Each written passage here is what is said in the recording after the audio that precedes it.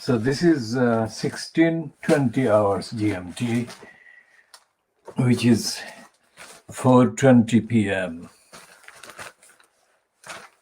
on Friday, the 28th of May, 2021. So this is part B of the KhoodeelaarTV World Exclusive Diagnosis of Fleet Street. Now this is the reference in the Daily Mail two-page spread on pages 10 and 11. And the dominant reference is to the Indian variant of the COVID-19 virus in the UK. So that's the front page of the Daily Mail, which is completely typically dishonest and conflicting and contradictory and misleading and inaccurate and in denial, because what it is saying is that the lockdown should be lifted. That has been the theory, and that has been the theme, and that has been the agenda and the campaign by the Daily Mail and all the reactionary, racist, corrupt outlets. The scum, which is our evidential name for the Daily Sun, owned and controlled by the Australian dirty digger racist Rupert Murdoch. The racist Rupert Murdoch is racist because his outlets have fomented hatred, racist hatred, for decades, since the racist liar took over control of the scum. Late 1960s, early 1970s. And then he took over control of the Times and the Sunday Times. Now, there are accessible evidence of the corruption and criminality and racism peddled by and funded by Rupert Dirty Digger Murdoch.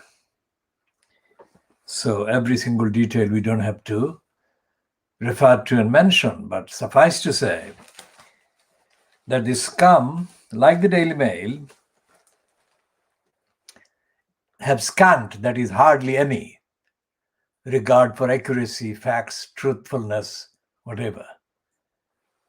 They are representing the agenda for the dark age and the darkness. And the darkness in the worst sense of the term.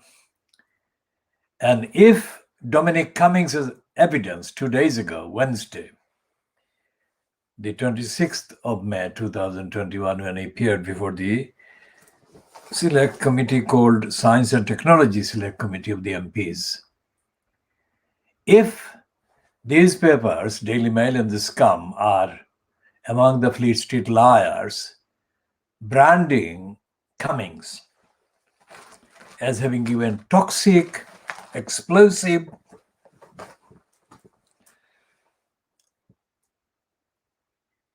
made allegations and claims against the congenital liar, Boris Johnson. They don't say congenital liar, but that is on the record. Congenital liar is the statement made on the record by the ambassador to the UK, the French ambassador, who is now retired, only recently retired, French ambassador, who said that Boris Johnson was, of course, a congenital liar. She said all of that about Boris Johnson being a congenital liar and the risks to the reputation and the standard of public life that Britain faced as a result of allowing Boris Johnson to be installed incumbent in any post in government or in public life. And the congenital liar is the theme that keeps coming back every time references are made to Boris Johnson's conduct. And these papers, the Daily Mail and the scum and the Daily Express of Beaverbrook, Beaverbrook was a personification of corruption and criminality and racism and backwardness and ignorance and stupidity. Now, these papers are the most popular ones, or at least the Daily Mail and these come. What does it say about the people that buy and subsidize and support these outlets? That the people in Britain, the majority of the people in the public, are gullible. That is, they are easily influenced and they are perpetually influenced by the wrong things and the wrong messages.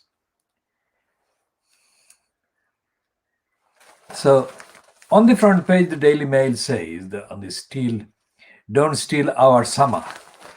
Who is the Daily Mail calling our or us? And what is it saying about the summer? What does summer constitute? Because as Narendra Modi in India unleashed the latest deadly kind of surge in COVID-19 by lifting lockdowns and indulging and indulging in the absolutely irresponsible and deadly assaults on civil rights of the others that were opposed to his regime and his criminality, called the Bharatiya Janata Party, the Indian People's Party, which is murdering people en masse. I mean, what kind of sickness is that? A People's Party government murdering the people in whose name it claims to be in office.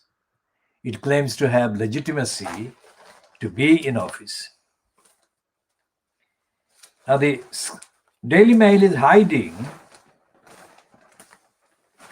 stories like this one, relegating them to the inside pages. It says that radio presenter, aged 44, died from clot after the vaccine. And yet the Daily Mail is one of the frontline attackers of anyone who is rationally raising the rational question as to the safety of the overhyped vaccine. And here is a BBC radio presenter who died of blood clot she suffered from following the injection. So did she die as a conspiracist? So there is no limit, there is no end to the corruption and criminality of the likes of the Daily Mail.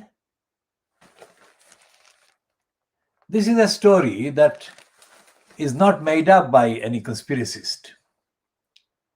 It is a story based on the plain facts of the woman being injected and then getting the blood clot as a result of the injection and then dying. 44-year-old is not the average age of the vulnerable.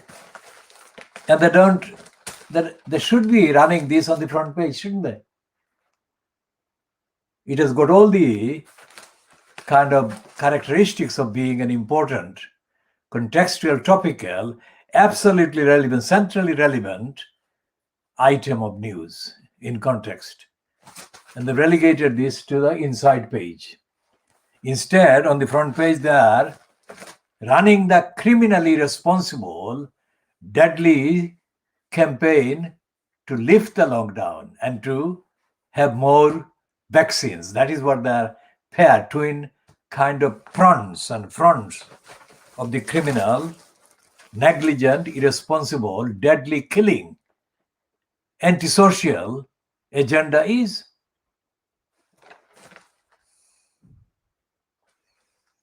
And they're touting for information from the government for going to holiday to low infection islands.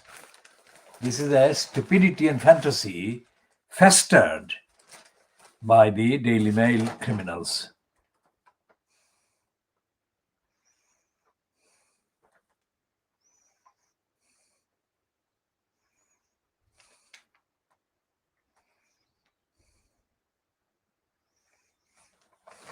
And there is a small item, far smaller than it should be, about the massacre of badgers in Britain.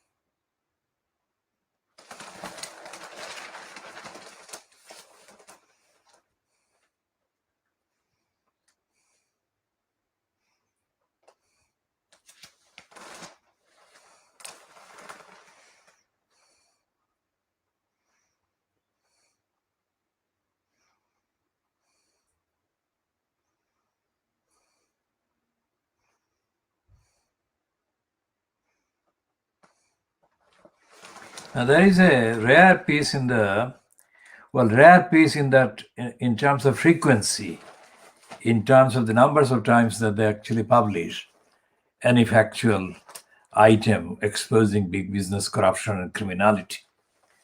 That's the rarity, that the frequency is less as compared to the frequency with which they publish minor misdemeanors and acts of greed by the poorest people. So here is the heading: pandemic predators, that is the big business criminals who have been making hundreds of millions of pounds over the various contracts that they have been grabbing, allegedly to deal with the pandemic crisis. Now, here is a highlight. Staff at the Debenhams get 1% wage rise as bosses deals soared by 25%. 400 million paid in dividends while debt hits 1.4 billion. And who is in charge? Private equity. Well, private equity opportunities. Fat cat is a wrong expression. Who preyed on Debenhams.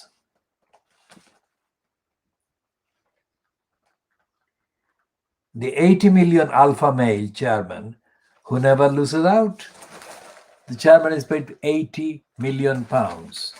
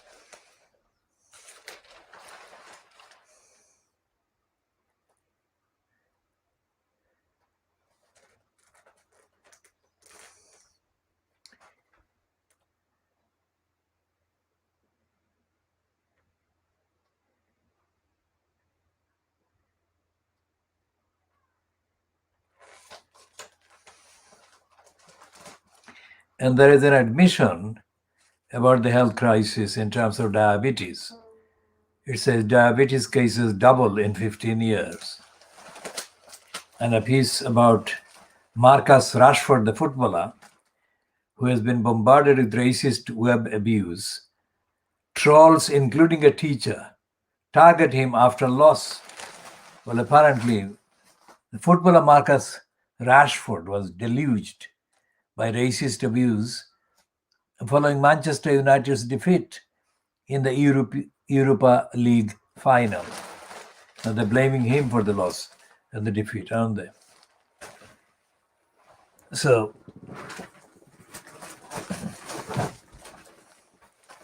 we shall go to look at the other papers, especially we started the Guardian.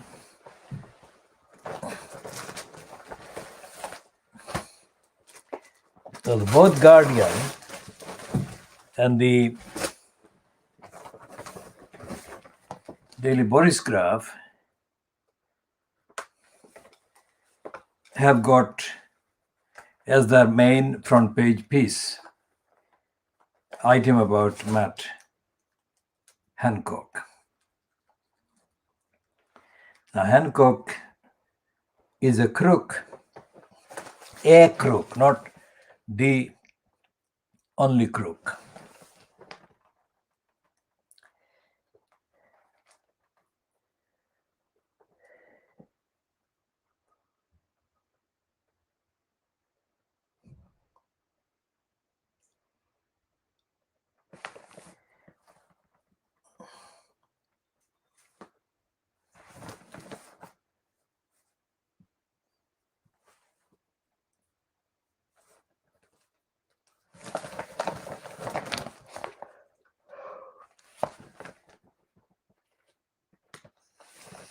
And they're supporting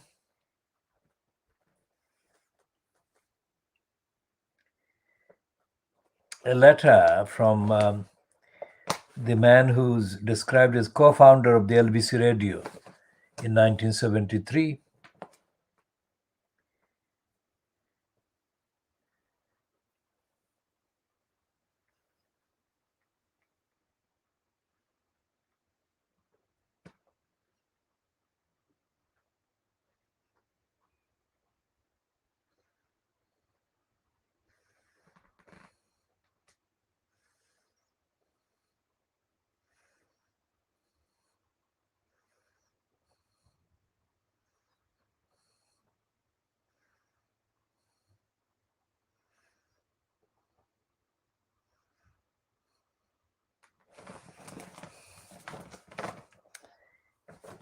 And it says that reforming the BBC can avoid a no points future.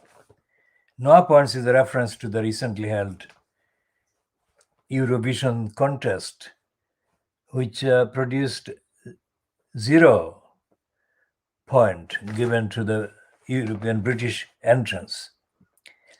As a co-founder of both commercial radio and television consortiums in the 1970s, and as a past government advisor on policy, on strategic innovation, I have been following the BBC crisis with interest.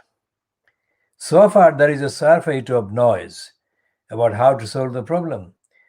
The systemic elements of the governance shortcomings have not been properly defined, never mind examined or rethought. So his last paragraph is, well, the last but the one that is the penultimate paragraph in the letter by Norman Strauss reads, "The BBC has such an opportunity. Apply that ethos, ensure the design of better self-correcting governing systems that embed high creative standards and give its future leaders the tools and the training to do the job.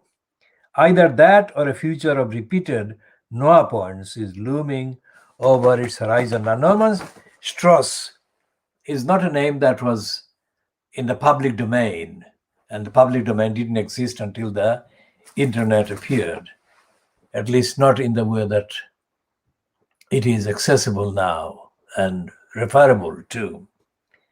But I don't know where Norman Strauss was in 1973 when I made a number of calls that were broadcast on LBC in 1973, live broadcasts. And my comments were critical, but they were broadcast. But the LBC declined and it descended into complete racism and stupidity during the 20 years that followed. So in 1992, when I was doing the campaign, organizing the campaign in defense of the parents and the guardians at the governing body at the Stratford School in Newham from January to June 1992 in effect, I had to be very careful about making any calls to the LBC because the LBC radio was covering my campaign, as were the television equivalents for ITV and BBC, ITV London and BBC London in the main. Some UK-wide outlets were broadcasting as well, but the main daily frequency of reports carrying my images and my comments, etc., were more often aired on BBC and ITV London. And in the radio context, the main presenter on LBC was a racist criminal called Robbie Vincent. That racist criminal was ignorant and stupid. And I had to make a call in order to correct the stupidity and point out the ignorance. And the moron just cut me off. That is not something I could control in any way or shape. And I should not have been bothered about whether I would be kind of cut off or not. The points I did make were on the record. But the fact about this letter in the Financial Times today, 28th of May 2021, by Norman Strauss, who was the co-founder of the LBC, is disingenuous and dishonest and stupid. He may have been a co-founder of the LBC, but the LBC regime that he is referring to as the model that the BBC should follow simply does not exist. The LBC is as corrupt and as racist and as incompetent as the BBC is. An essential point about all of these is the status quo, the phrase status quo I used earlier, that there is no regulatory kind of platform or forum to speak of that exists in Britain. And I said that for 300 years, there has been no regulatory regime about anything in Britain. And I mentioned the American writer who wrote a piece in the 1950s about then East Pakistan, which is now Bangladesh. And he was writing about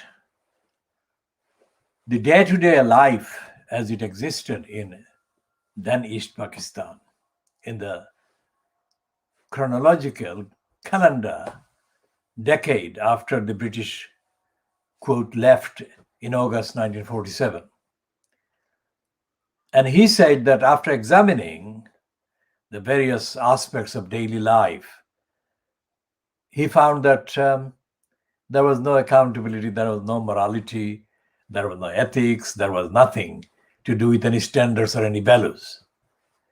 And he said, yet he found the country that is the then East Pakistan, which is now Bangladesh, was functioning.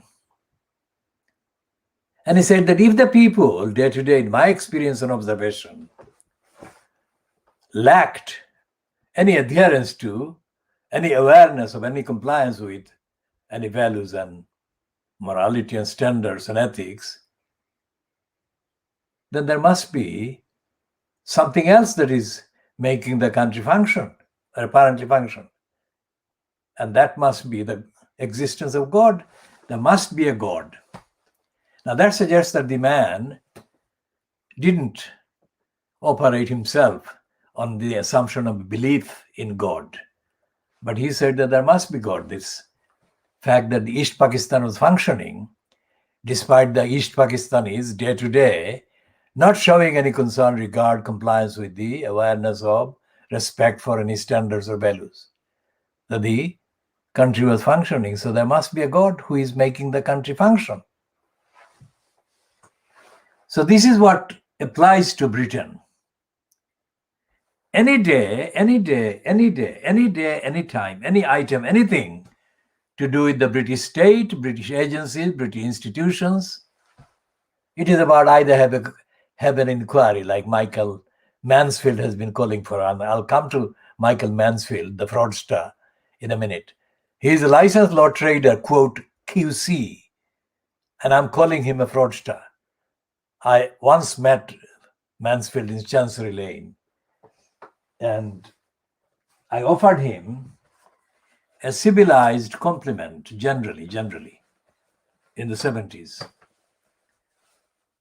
And then when I wanted to test, at least in relation to his claim on his image, his profile, that he was an advocate of rights for what is now called the many,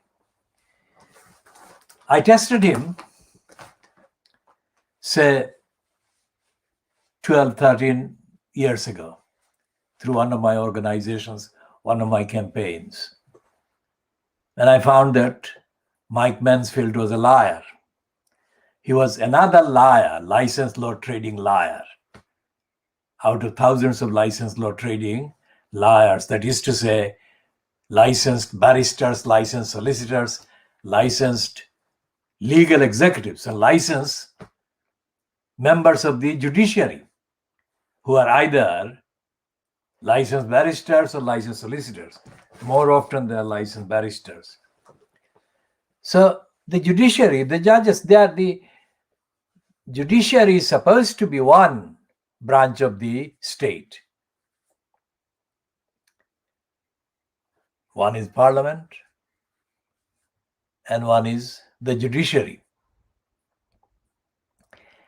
And the critical comparison is often made in formal academic studies between the role of the judiciary and the role of government and the role of parliament. And the judiciary is falsely, wrongly, without justification, credited as being independent of the state, that is, independent of the government, independent of parliament. This is not the case. Because what these comparisons actually are based on is a lie, is a fundamental lie about the presumption or presumed existence of universally, verifiably kind of existent fairness in the decision-making processes. That fairness doesn't exist, but that's the assumption. It is not only assumed, but it is aggressively promoted as the underlying assumption, as the operating assumption, that every decision made by any agency of the state, anywhere, is made in good faith. Now, good faith is not the only factor, but the good faith is the key leading factor. Then there is the question of the presence of the skills, the knowledge, the abilities, the capacities. And when you examine the evidence, as we do, as we are doing, diagnosing, world exclusive diagnosis of Fleet Street, but by that diagnosis, we are also, in the process of that diagnosis, we are also diagnosing the government, the judiciary, and the individual members such as Michael Mansfield. Now, Mansfield has been in the news today, as we have spotted in the particular tweet we came across in the course of our fact-checking that goes on 24 hours. This is a piece by metro.co.uk. And the Metro, who is part of Fleet Street, but not part of Fleet Street, the more kind of newspapers. It is a morning newspaper. Well, it appears in the form is newspaper. It's part of the Daily Mail group, which controls it. And it is misedited by morons, as the rest of the papers called Fleet Street are. Now, here is the piece online which says, Top QC says, Dominic Cummings' assault confirms worst fears. Now, this is a completely stupid and criminally written paragraph and caption. Unless, of course, Mansfield said something that constituted his branding. Cummings' assertion about Matt Hancock and Boris Johnson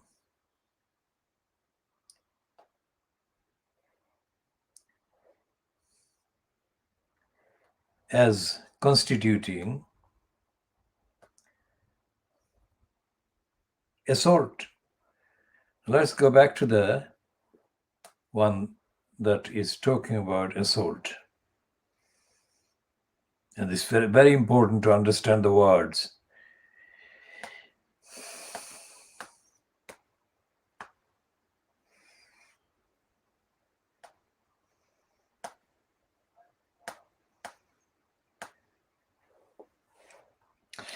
So we posted 2 hours ago a tweet. So that would be 14:55 hours GMT. We said stop Mansfield's corruption. And we said licensed law trader Mansfield has endless flows of income flowing his way.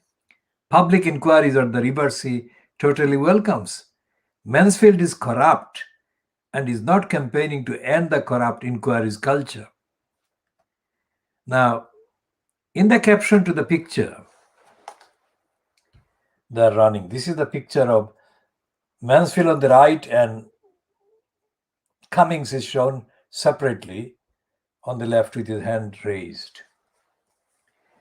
Now, the caption says, Michael Mansfield QC says the public does not yet know the full truth behind the stinging claims made by Dominic Cummings. And then in the main copy, it reads, one of the country's most prominent human rights lawyers. That is an absolute lie. He is not a human rights lawyer at all. Human rights is the trade, the business, the commerce that he makes money by doing. He's not a human rights lawyer. He's a liar on human rights, trading as a human rights trader. Now, one of the country's most prominent human rights lawyers has called for an immediate start to an official COVID inquiry after Dominic Cummings' incendiary testimony. Now, this suggests that Cummings has said something that itself needs to be investigated. Well, that's not true. Because what the rest of the copy says is that the behavior of Matt Hancock and Boris Johnson should be investigated. That is what, in the context of the presentation. But the headline by the metro.co.uk is completely misleading. Quite apart from the fact that Mansfield, as I said, I spoke to Mansfield in the 1970s, sometime in the 1970s, when I was investigating what is now the University of Law. It was then the College of Law. I've investigated many law faculties in the UK. And I have found not just law faculties, but also from the early 1970s, I have been investigating all the inns of court and the judicial bureaucracies, etc., etc. Strictly on the evidence, strictly on the facts. And I have been investigating members of the judiciary at every level, from the magistrates court, county court, through to the courts in the High Court, the divisions, the divisional courts, that is the Queen's Bench Division, etc., and the Court of Appeal, and the recently formed Supreme Court, so-called. And based on all the evidence, I can assert evidentially that there is no rule of law, there is no due process, there is only corruption and bureaucracy and criminality, and in the context, racism by the courts and the judges and the judiciary. And there is no regulatory body that any of these wrongdoers can be reported to or be complained about, let alone be held to account.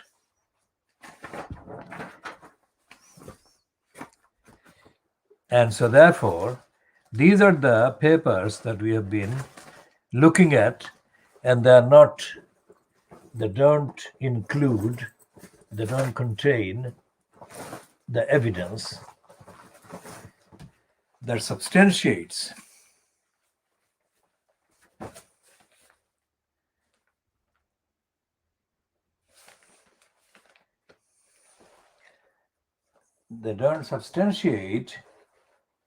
any assertion that there is rule of law or due process. And the fact that Michael Mansfield is talking about he's promoting, he's touting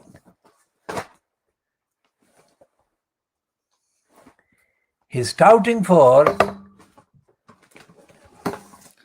a public inquiry is not unconnected with the fact that he is probably the most engaged of public inquiry licensed law traders, currently enjoying one of the highest rates of income under this operation.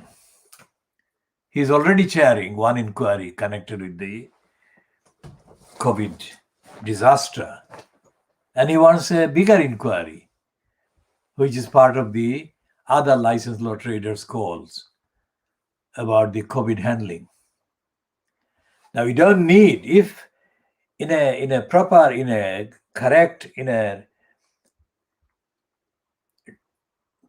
competent and honestly run judicial system, there is no need for an inquiry of the type that Mansfield wants to get opened up in the context of the latest kind of revelations. He wants to be one of the players. Mansfield was the recipient of several million pounds over a period of years, during which so-called inquiry into Northern Ireland took place. He doesn't have to appear in courts as such. He is more than adequately rewarded in millions of pounds as an inquiry presenter. I mean, Michael Mansfield himself tried to kind of professionally commandeer the campaign after the murder by racists of Stephen Lawrence. And Mansfield messed up big time. Mansfield, being the white racist, arrogant assumer that he knew better than the licensed law traders of African or Asian origins to know how to get at the truth of who sabotaged the prosecution and bringing to book those responsible for the racist murder of Stephen Lawrence. He messed up and he delayed. And Mansfield keeps appearing in various inquiries in various shapes. The only thing that is constant is Mike Mansfield appearing. He doesn't produce the justice. He doesn't kind of deliver a justice outcome against the injustice that the inquiries are about, or his clamor for inquiries, as currently this week is. And if Mike Mansfield is a crook and a fraudster and a liar, then there is no chance of any justice to be found anywhere against the predominantly right-wing, racist, and hateful cabals of barristers and solicitors in this country.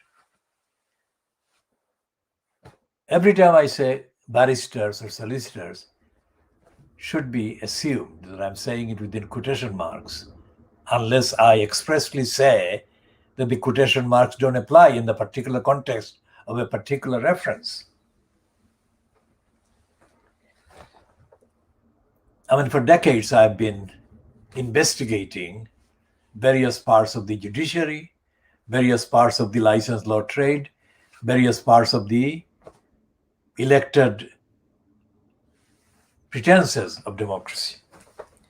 And I can assert that there is no accountability anywhere. As I said earlier in the presentation of part A today about the Press Complaints Commission, which is in the context of the Ofcom and the reported interference by Boris Johnson, who is intent on appointing a racist criminal like Paul Dacre as the chair of Ofcom, because the four people who have been considering his suitability unanimously decided to reject Paul Dacre as a candidate. So Peter Riddell, who is the commissioner for public appointments, apparently, Riddell was a Financial Times journalist for many years.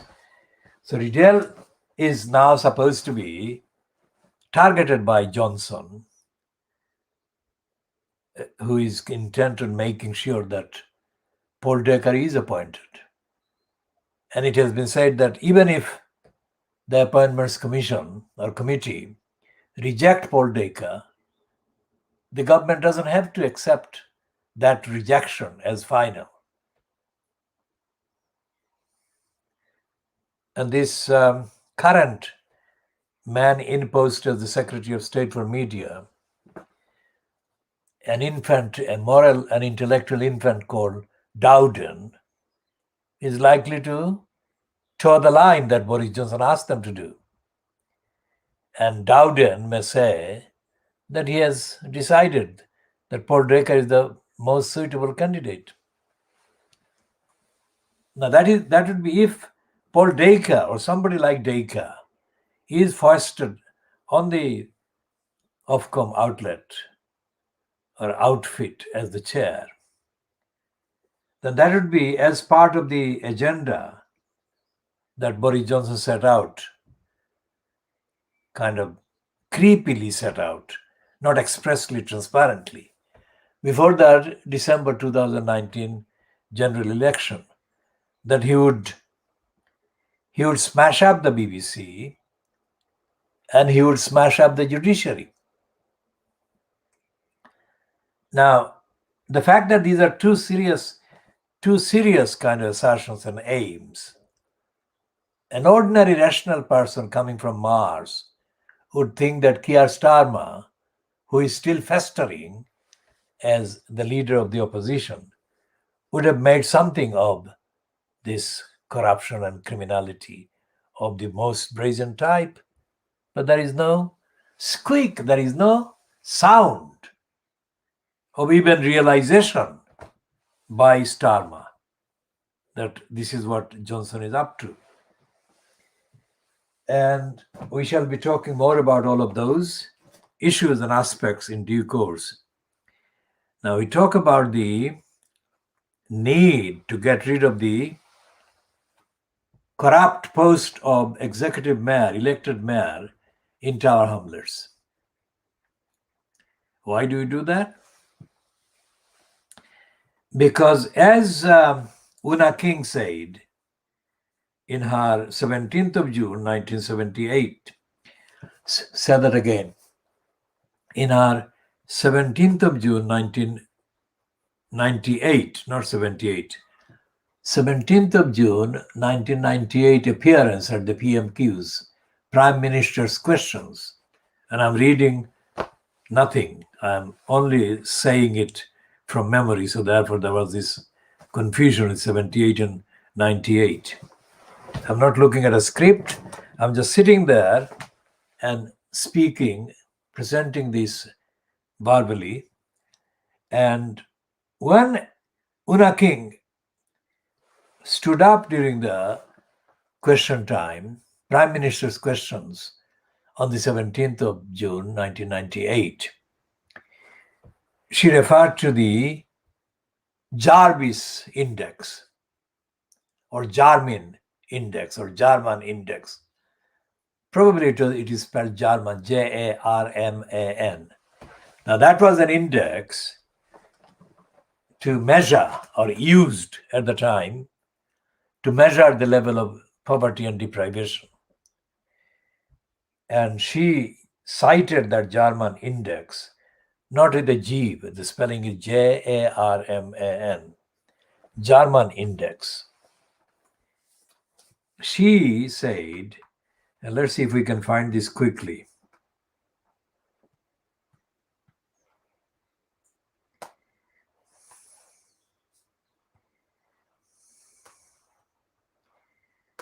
There's Jarman index, and it is called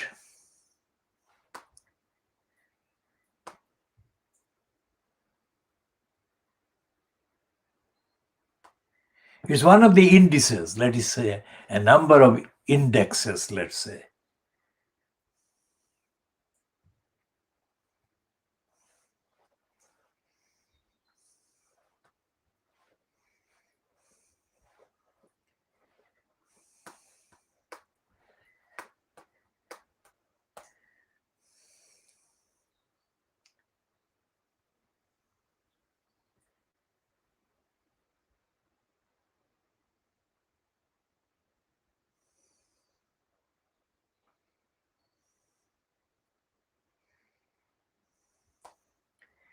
I have come across one result when searching for this German index.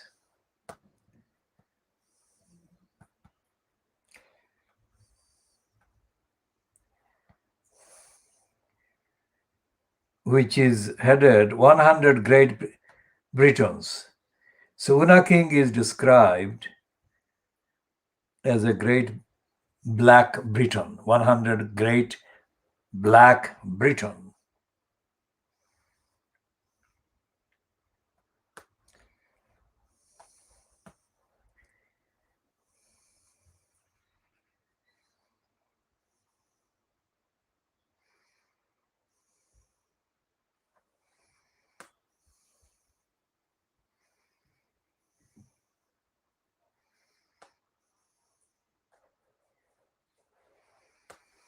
And these are some that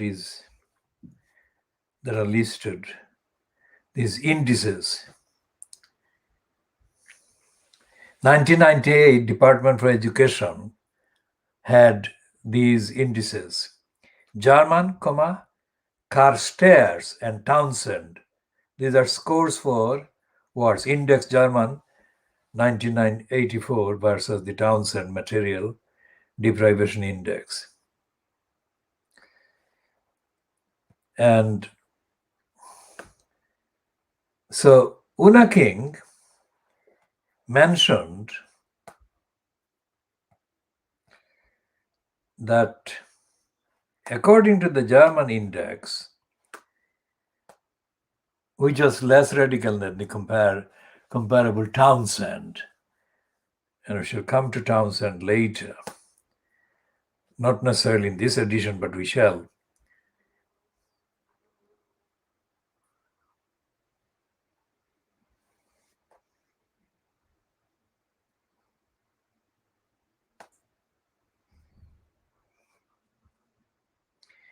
So she mentioned in the PMQs that she put to Tony Blair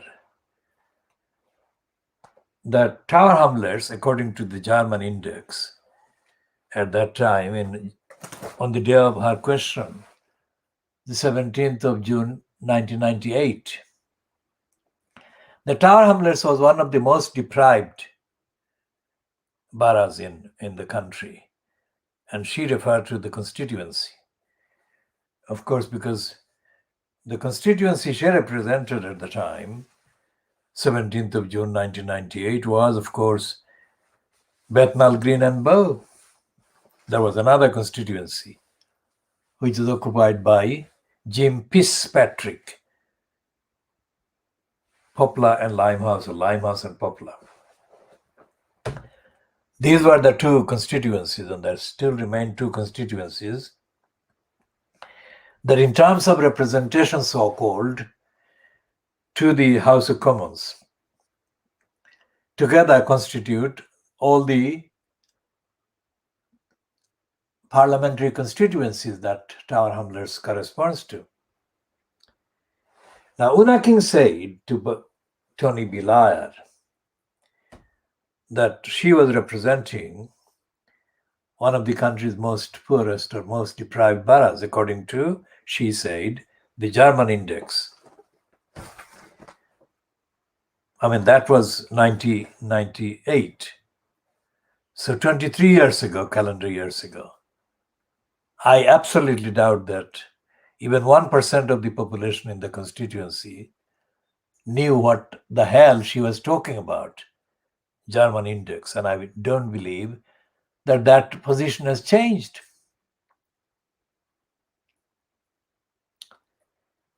because the level of ignorance, the depth of ignorance that exists and prevails and dominates both our constituency at the time and the rest of the borough of Tower Hamlets is absolutely staggeringly high. And this is the real deprivation. Education is absent, even learning is absent.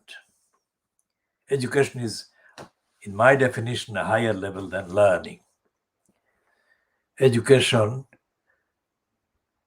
I define education as moral, ethical enlightenment, universal enlightenment, objective enlightenment, beyond time, beyond periods, and beyond regions. Now, when Una King said that, she didn't say that in pursuing. Una King didn't say that in pursuing education or enlightenment or anything like that, remotely like that. She was coming across and putting forward her own CB as being someone who is informed, etc., etc. And she said, typically corruptly, Una King, she said, would my right honorable friend, which is the corrupt prostitute expression for the holder of the post, join me, that is Una King, in congratulating the local Tower Hamlets Council for reducing the housing waiting list or waiting list for council houses by 10%. Now 10% is the smallest kind of percentage block in 100.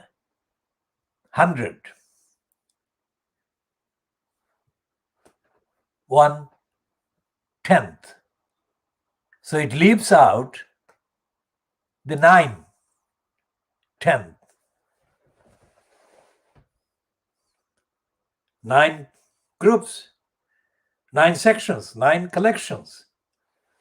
So how stupid and illogical, idiotic and pretentious and false was Una King. She was totally false, pretentious, ignorant, misleading, and corrupt to even mention that 10% reduction as anything worthy of mention. Because the 90% of the waiting list was left undelivered. Now that's 17th of June 1998 by Una King. 23 years on, Tower Hamlets has not done any better. In fact, it has done worse, significantly worse.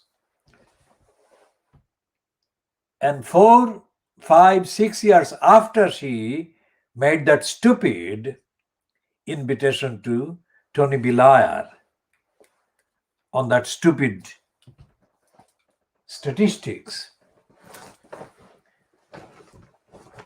thus confirming that statistics essentially is a pack of lies. Whenever statistics are cited,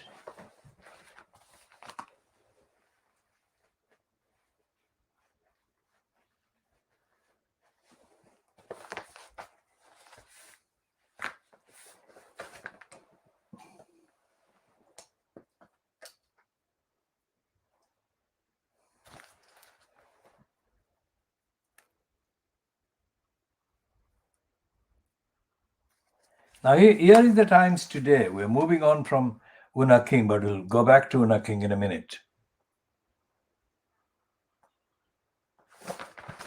Now this is the story that actually is really rare. This is the story. This is the headline anyway.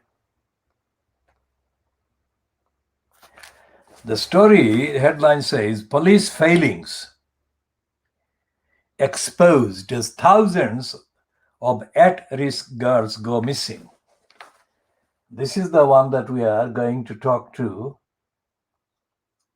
the camera about, and that is again bringing in the reference to Una King and her stupidity and her lying and her dishonesty and her corruption. Remember what we have been campaigning for. We have been campaigning for justice. We have been campaigning for justice for the girls betrayed. The girls from the Bethnal Green School, or the Bethnal Green School girls that have been let down and betrayed by the corrupt and the stupid, criminal Tower Hamlets, the local council. And the girls, by the girls who refer to the girls that went to Syria, allegedly being groomed, allegedly being radicalized, and the details of radicalization that have been available online in the recent months include the references to the role played by the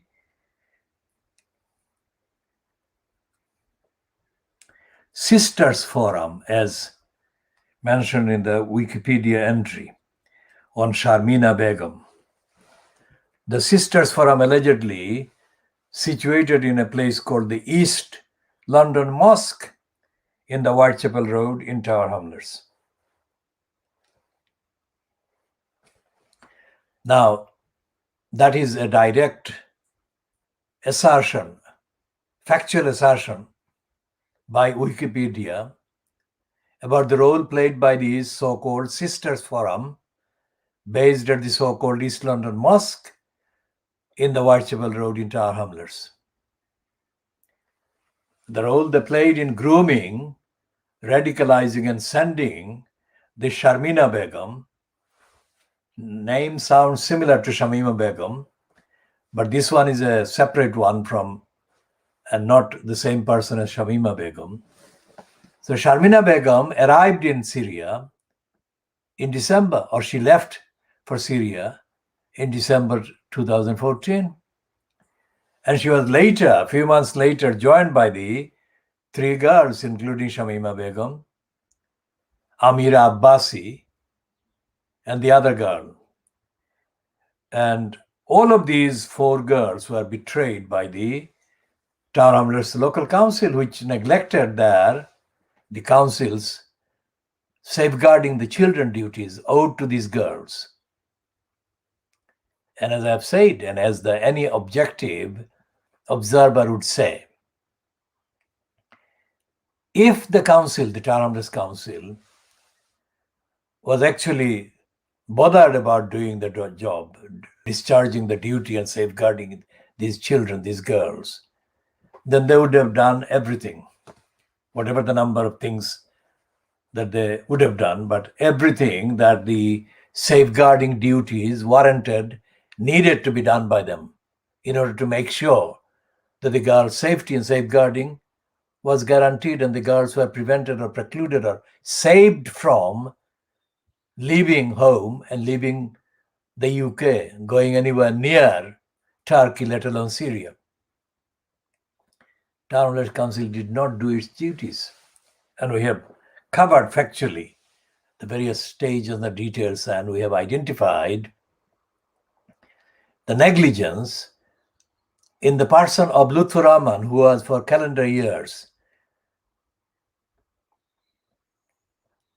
Lutfur Rahman was for the relevant calendar years, during which these children were being brainwashed and radicalized. Lutfur Rahman was incumbent in the post of the elected mayor, the corrupt post of elected mayor, and Lutfur Rahman did not do anything to safeguard the children by the council. Now, separately, Lutfur Rahman is connected with the so-called East London Mosque, as the published evidence confirms. Because Lutfur Rahman was the sponsored token, sample, agent, sponsored by the operatives that decided to mount the kind of procedural campaign to foist the corrupt elected mayor post on Tower Hamlets Council. So it is worth raising the question as to what Lutfur Rahman did in terms of the duties that the Tower Hamlets Council owed to these children. And if he decided that Tower Hamlets Council should not do its duties in any way linked to the fact that he, Lutfur Rahman, was aware of the agenda being pursued by the Sisters Forum and others concerned, but not named in the Wikipedia entry, but maybe named in so far unpublished accounts and documentation and references. Then to what extent was Lutfur Rahman guilty of a series of crimes?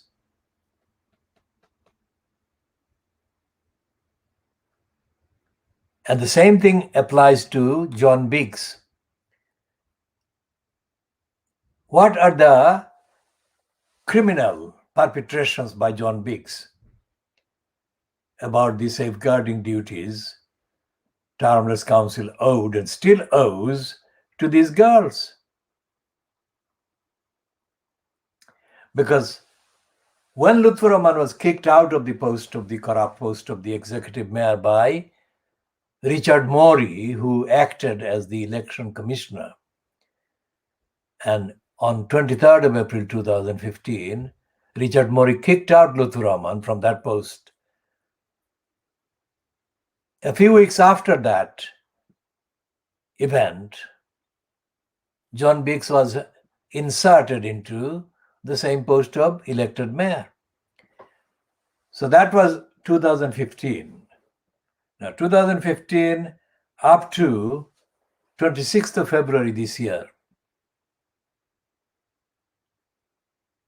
or 26th of March this year, whatever the date when the Supreme Court mechanically delivered a rubber stamp ruling in favor of Priti Patel and Boris Johnson against Shamima Begum's application to be allowed back into the UK to pursue her legal claims against Sajid Javid and the Home Secretary of the Home Office over the Home Office's removal of her British nationality, citizenship by birth.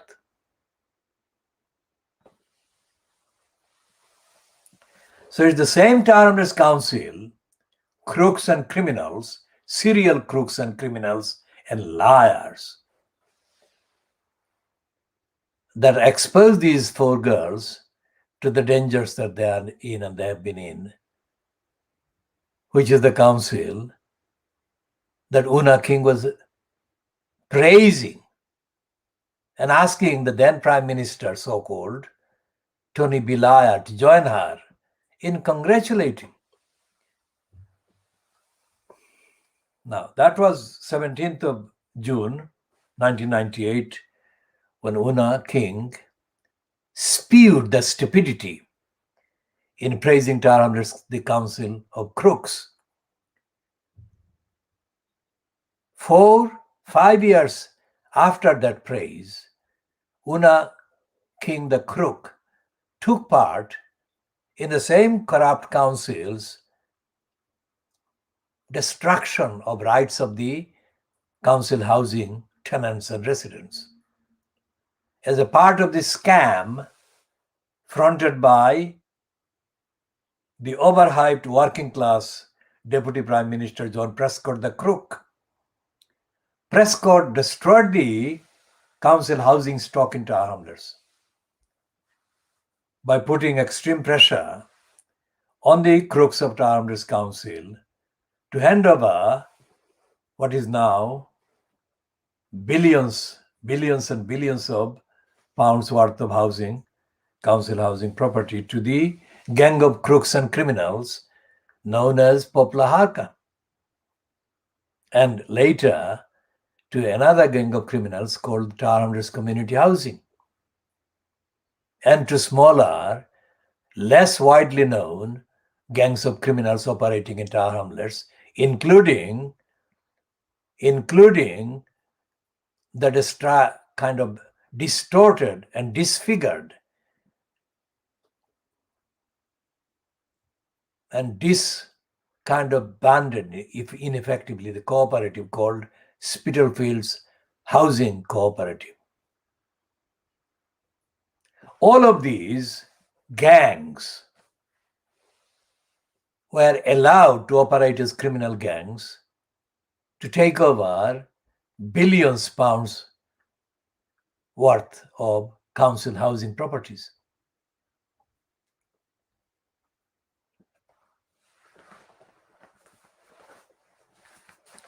We shall come back to those updates.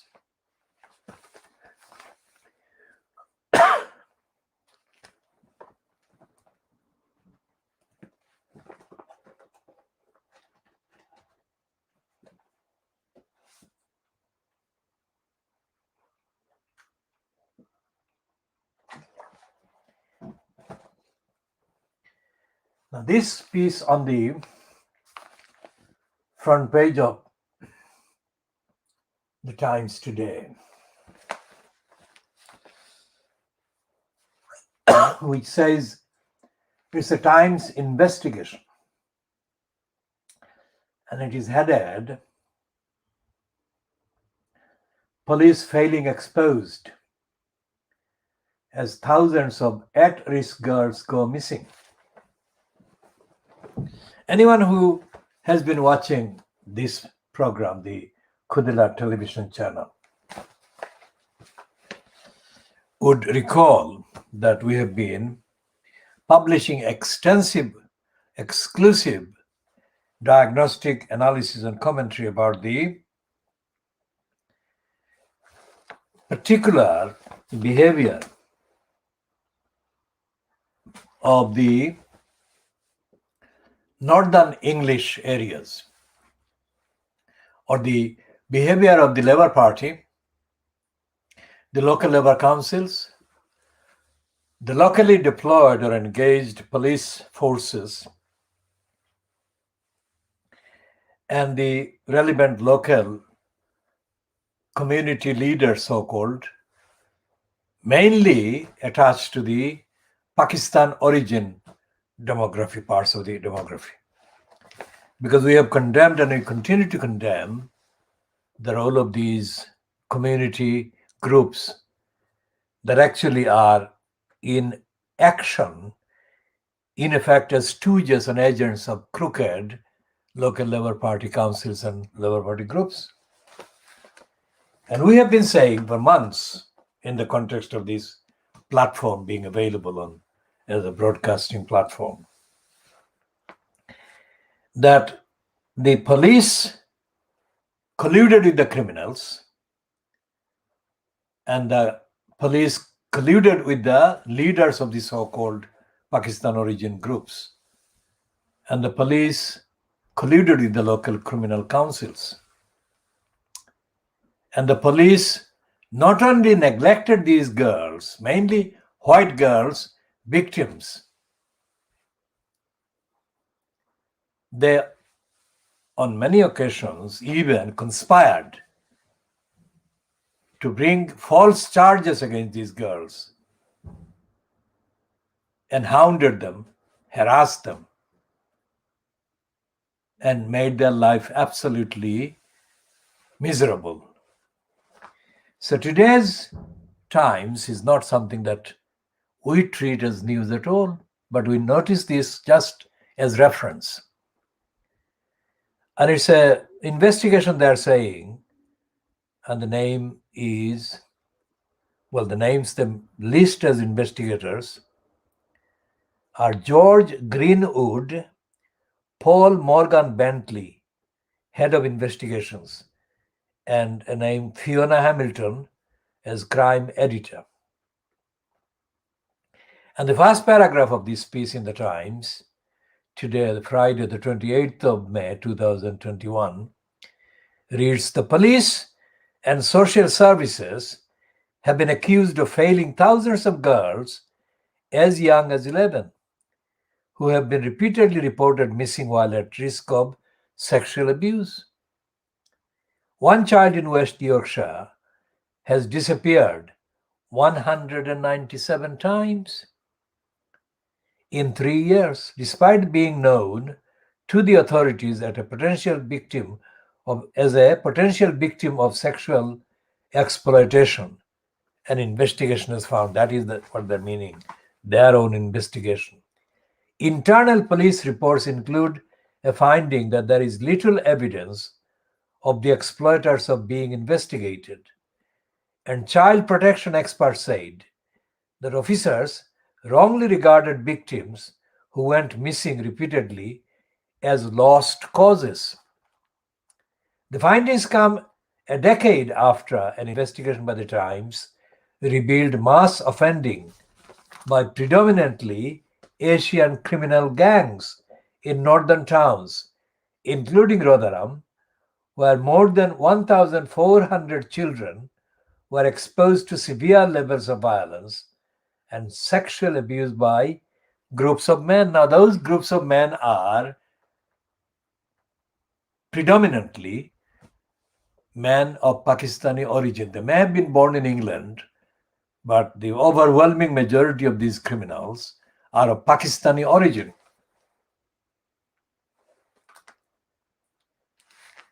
And this piece in the Times continues.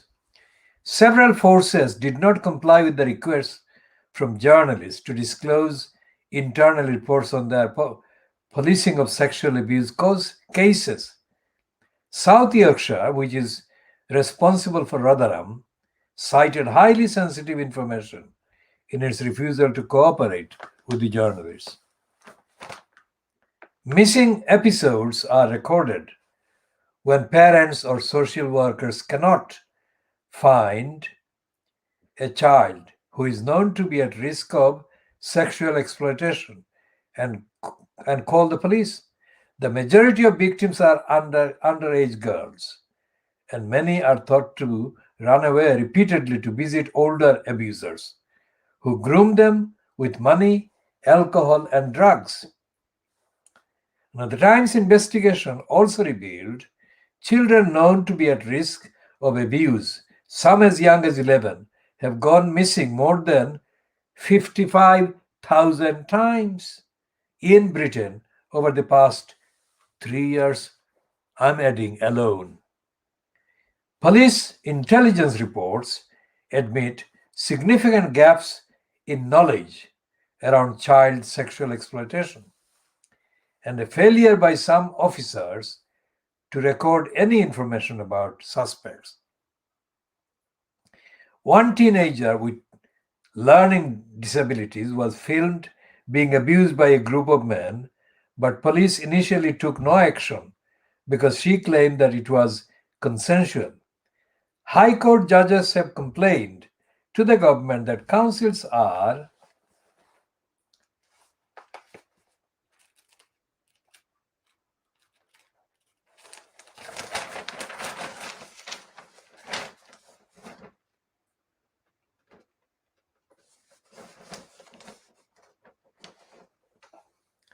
keeping child victims of abuse in caravans because of a lack of space in regulated secure children's homes.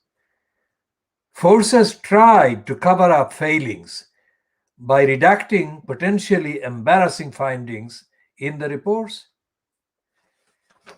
Now, they then mentioned Priti Patel, the Home Secretary, the Interior Minister, or the Minister for the Interior in Britain. Priti Patel, the Home Secretary, said, "I expect each case to be fully investigated, and we are supporting the police to better understand these hideous crimes and make full use of their powers to stop these abhorrent acts." She said that the government had published a strategy for authorities to better respond to cases of children at risk of abuse. Now, that is the stupidest statement that she could make. What does she mean by better understand? Why don't they understand? What is there to better understand? Take a pause there and think about a boat, a dinghy carrying 10 migrants, let's say, from France to England. And what does she do? She sends in the Air Force, the British Air Force, and the British Navy, and the British police to surround, target, and probably intentionally, accidentally sink the boat. So this criminal, Priti Patel, should be prosecuted for mega scale neglect and negligence of children at risk. So this is the kind of item. This is the item that actually can be related to the ability on the part of Tower Hamlets Council to neglect their duties to safeguard these Bethnal Green schoolgirls, because the crooks in the council have known and still do know that the police will collude with them in hiding and covering up. And that the councillors would behave as dead. And the incumbent in the post, the corrupt post of the elected mayor, would do the same. So when somebody says that Shamima Begum is a jihadi bride, is radical, do they realize who make her get described in that way? It is the local council, it is the local police, it is the local councillors, it is the mayor of the council in Tower Hamlets and the East London Mosque, Sisters Forum. These are the ones that have made Shamima Begum, within quotation marks, the jihadi bride. And the other girls with her, jihadi brides. Think about that. The papers are not saying that, but that is what the fact and the truth are. So where are we going? We are going to continue in part C.